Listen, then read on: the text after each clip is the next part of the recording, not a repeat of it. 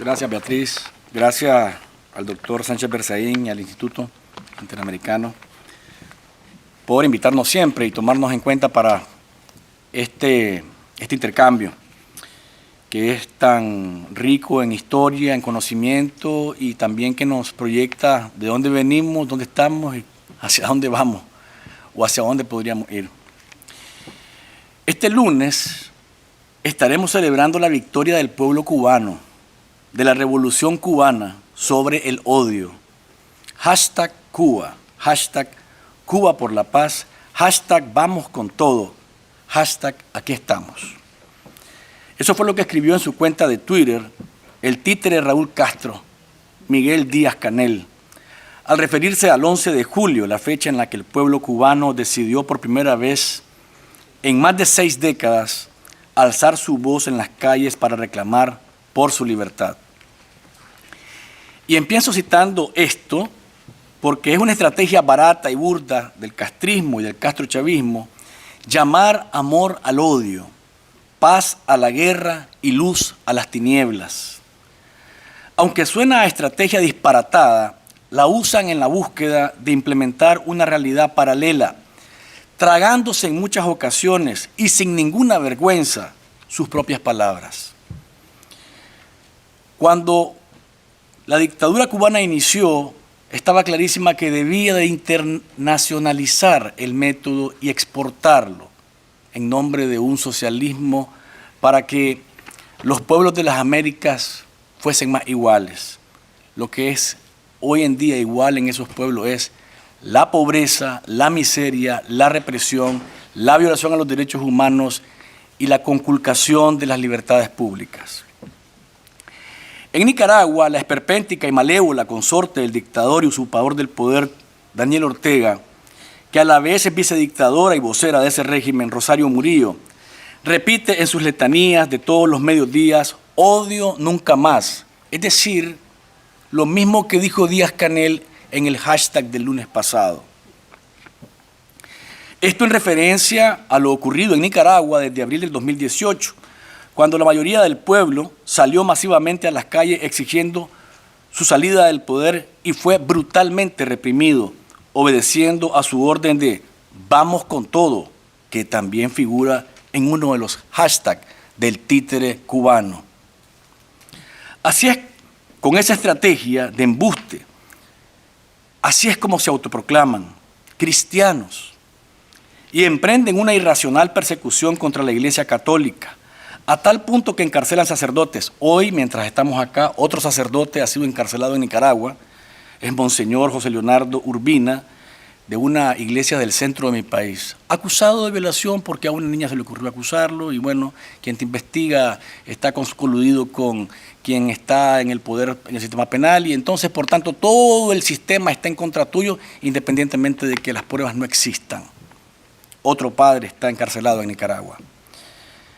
Hacen montajes y persiguen, vilipendian a los obispos, cierran canales de televisión católicos, llaman terroristas, golpistas y satánicos a los religiosos, expulsan al nuncio apostólico y hasta ven como peligrosas a las monjas de la Orden de la Caridad de Santa Teresa de Calcuta, que la semana pasada fueron conminadas a salir escoltadas del país hasta llegar a la frontera de Costa Rica, donde fueron recibidas, gracias a los costarricenses, con mucho cariño.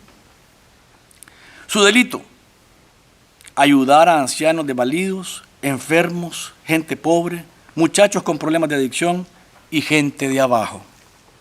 Pero en Managua, Ortega y Murillo siguen proclamándose como cristianos, por mucho que sus hechos demuestren que son del equipo endemoniado.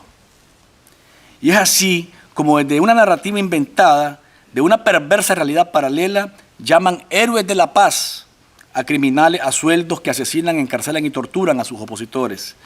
Les ordenan a sus paniaguados, padres de la patria, que se inventen y aprueben leyes de defensa de la soberanía, traición a la patria, de ciberdelitos o de agentes extranjeros, al mejor estilo de Vladimir Putin. Para criminalizar a sus opositores, hacen de todo, y échanos a los magistrados y fiscales que fabrican casos y emiten inhumanas, bárbaras y atroces sentencias, como dice el doctor Carlos Sánchez Berzaín, contra inocentes en base a narrativas y hechos falsificados para producir miedo y terror en la población y así mantenerla sometida. Usan todo el aparato estatal para aterrorizar al ciudadano y demostrar que de cualquier manera tienen el control absoluto del país. Un informe del organismo Urnas Abiertas, presentado a finales del mes pasado, indica que en el caso de Nicaragua las manifestaciones de represión ya no se dan en las calles, donde por salir a caminar con una bandera azul y blanco te vapulean paramilitares o te detienen los guardias al servicio de Ortega y de Murillo, para luego acusarte de menoscabo a la integridad nacional. El informe indica que una vez impuesto ese terror por medio de la violencia y la cárcel, las manifestaciones de represión se dan en las áreas de migración, la negación de documentos, extorsión fiscal, represalias administrativas contra grandes, medianas y pequeñas empresas, represalias contra beneficios sociales y servicios públicos, eliminación de 1 millar, piénsenlo bien, 1 millar de organismos no gubernamentales solamente porque para el régimen son peligrosos. Eliminación también de aspectos culturales y la persecución ya mencionada de la Iglesia Católica. Eliminación de la autonomía universitaria, control sobre militantes del mismo frente sandinista en el poder y funcionarios públicos, además de la migración forzada, medidas que están siendo ejercidas por entes estatales como Dirección de Migración y Extranjería, Asamblea Nacional, Registro Civil, Poder Judicial, Ministerio Público, Instituto Nicaragüense de Seguridad Social, alcaldías, etc. Paulo Abrao, el exsecretario de la Comisión Interamericana de Derechos Humanos, lo explica de la siguiente manera: en Nicaragua la represión no ha cesado, más bien se va transformando a la luz del tiempo en la medida que ellos van profundizando el modelo autoritario, autocrático de gestión.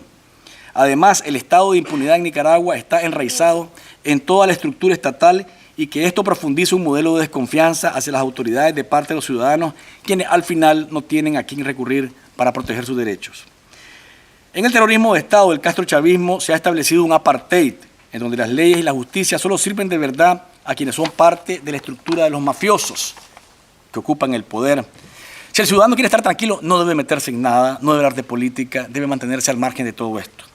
A nadie le gustaría ser un preso político más o un secuestrado político más, ser desaparecido de la vista pública, sometido a torturas indecibles y luego aparecer reflejado en un dibujo hablado, con decenas de libras menos, como han optado por hacer los familiares de los secuestrados políticos de mi país en las últimas semanas, mostrando la crueldad que los siniestros Ortega y Murillo han ordenado en contra de ellos solo por pedir libertad o atreverse a disputarle el poder.